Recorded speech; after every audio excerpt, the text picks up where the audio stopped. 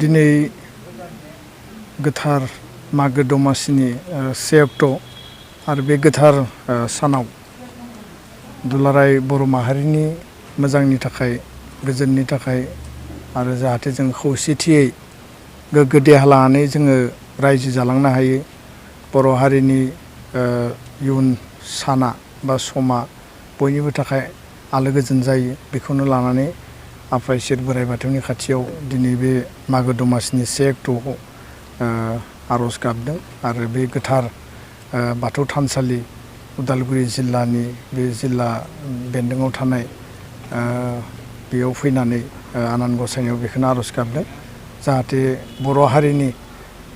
मावनो गोनां जिखिनि हाबाफारि दङ, बर' हारिया गेरेमसा हारि दानांगौनि थाखाय बा हारि हिसाबै थांना थानायनि बिथिङाव जोंहा जिखिनि हाबाफारिफोर दङ, दुलाराय बर' फरायसा आफादा जोङो जिखिनि सोलोंथाइखौ लानानै समाजखौ लानानै बा रांखान्थि बिथिङाव बा जोंनि जिखिनि हाबाफारिफोर जों रनसायनानै लादों, बे गासैबो हाबाफारिफ्रा मोजाङै जाहाथे जाफुंसार जायो आरो नैबे सुक्ति जिहेतु 2020 मायथाइनि 27 जानुवारियाव जालांनाय सुक्तिनि आद्रा थानाय गासैबो दफाफोरखौ जोङो जाहाथे आसाम सरकार, भारत सरकार आरो लोगोसेयैनो बिटिआर सरकार ज' लोगो नांनानै जोङो मोजाङै मावफुंनानै लानो हायो आरो बे बिथिङाव आनान गसाइनि जि लामा दिन्थिनाय आरो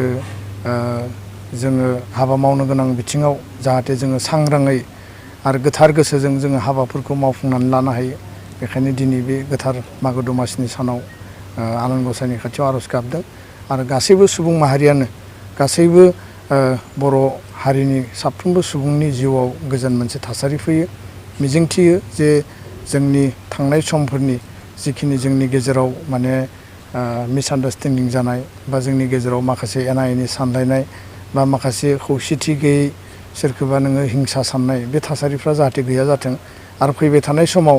रावबो जाहाथे हिंसा हिंसि गैयाब्लासिनो अहिंसा खान्थिनि गेजेरजों गोजोननि गेजेरजों खौसेथिनि मोन्थोरजों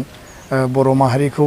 जाहाथे जोङो खौसेयै जौगालांनायनि हाबा मावलांनो हायो आरो बर' हारिया खौसेयै थांना थानांगोन। जोङो जुदि गावस्रा गावस्रि जायोब्ला, जोङो जुदि एना एनि हिंसा हिंसि जायोब्ला जोङो हारि हिसाबै थांना थानायाव जोंनि मावनो गोनां हाबाफारिफोरखौ जों मावनो हानाय नङा आरो बर' हारिया गोबां हाबाफारिफोर जोङो माने मावलांबावनो गोनां दङ आरो बड'फाया जि मोन्थोर सान्थौ सानस्रिखौ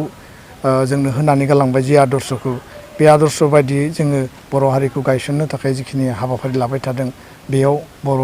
रायजो राजाया जाहाथे बयबो दुलाराय बर' फरायसा आफादखौ मदद होगोन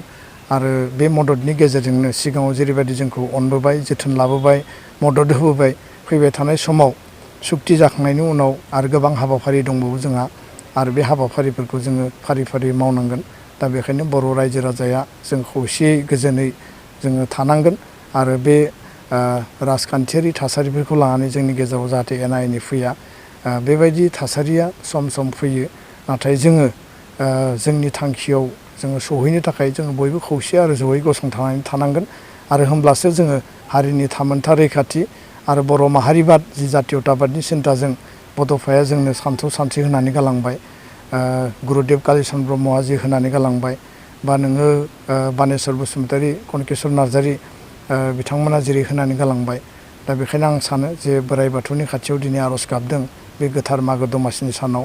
जे बर' हारि थांना थानांगौनि थाखाय जिखिनि हाबा मावलांनांगौ दङ, मोनफ्रोमबो हाबाखौ आनान गसाइनि बा बोराइ बाथौनि अननायाव बा बिथांनि आशिर्बादाव जोङो हाबाफारिखौ मोजाङै मावलांनो हागोन। बेखिनि बाथ्राखौनो आं फोरमायबाय। गोजोन्थों।